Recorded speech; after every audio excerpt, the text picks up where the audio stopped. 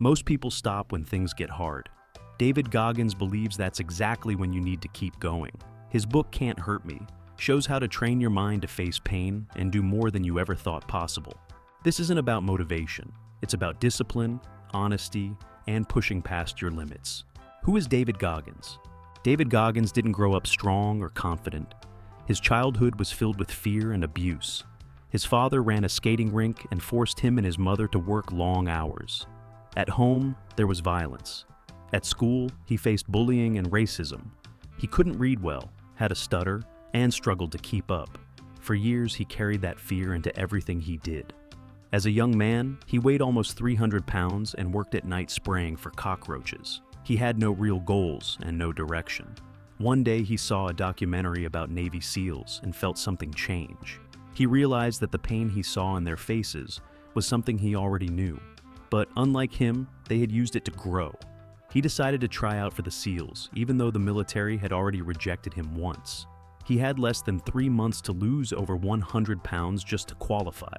He trained hard every day, changed his diet, and slowly started to rebuild himself. That was the start of a completely new life. It wasn't easy.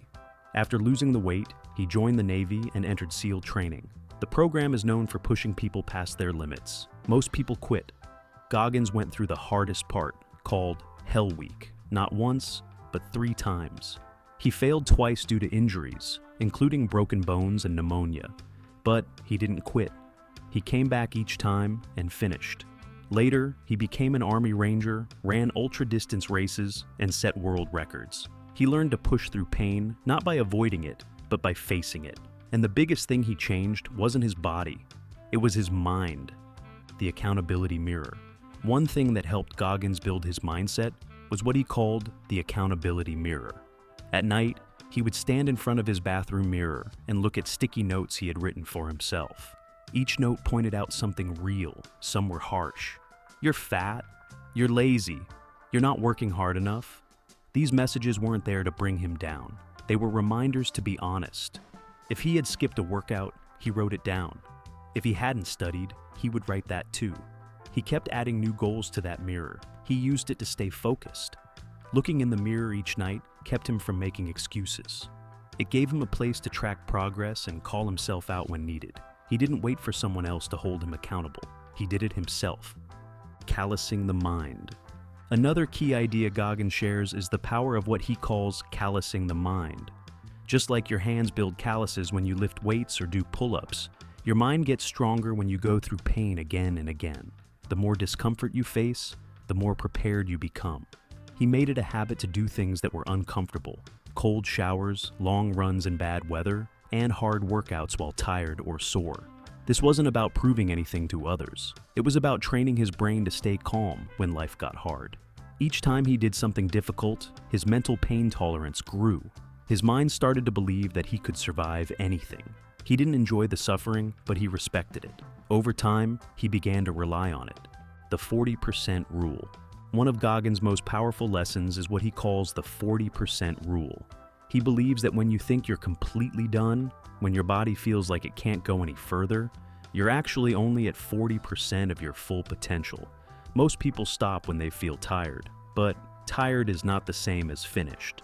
Goggins found this out during his first 100-mile race, which he entered with almost no training. He ran through extreme pain, with broken bones and damaged feet. He didn't stop because he had trained his mind to keep going past the point of exhaustion. That's what the 40% rule is about.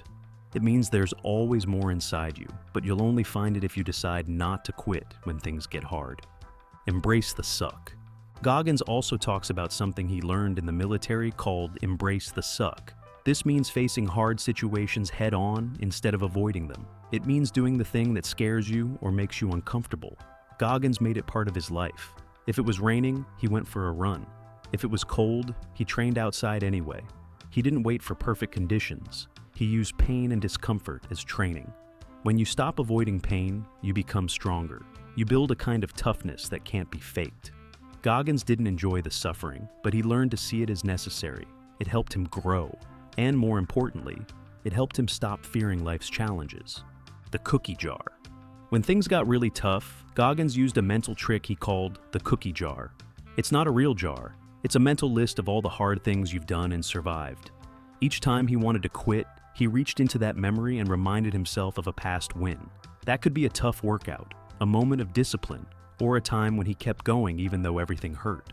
Those memories gave him strength when his body wanted to give up. Everyone has a cookie jar. Most people just don't use it. Goggins trained himself to remember what he'd already been through. That gave him proof that he could survive whatever came next. Taking souls. Another idea Goggins talks about is called taking souls. This idea started during his SEAL training. The instructors tried to break the students. Most people complained or looked tired. But Goggins smiled and worked even harder. He didn't show pain. That attitude confused and frustrated the instructors. It gave him power. He flipped the dynamic. They didn't know how to break him, and that made them back off. Goggins later used this same idea in races and other challenges. When other people expected him to quit, he stayed calm and kept going. It often broke their confidence. Taking souls doesn't mean hurting others. It means giving your best so consistently that others start to doubt themselves. It's about setting a new standard through your actions. And when you do that, you gain quiet control in situations where most people feel weak. Goggins doesn't claim to be better than anyone else. He says clearly that he's still fighting his own battles. The difference is, he knows how to fight. He's trained his mind to keep going.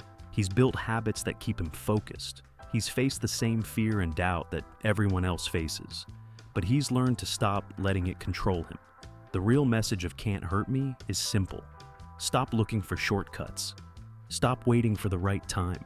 You already have what you need to start.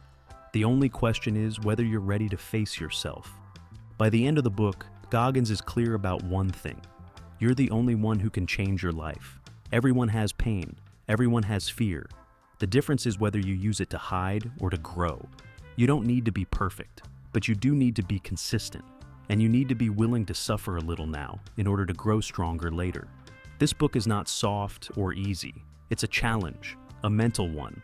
Goggins gives you the tools, but you have to use them. You have to decide to stop making excuses and start building the life you want. It will hurt. It will be uncomfortable. But it will also change you. If you're ready to make that change, check out Can't Hurt Me using the Amazon link in the description.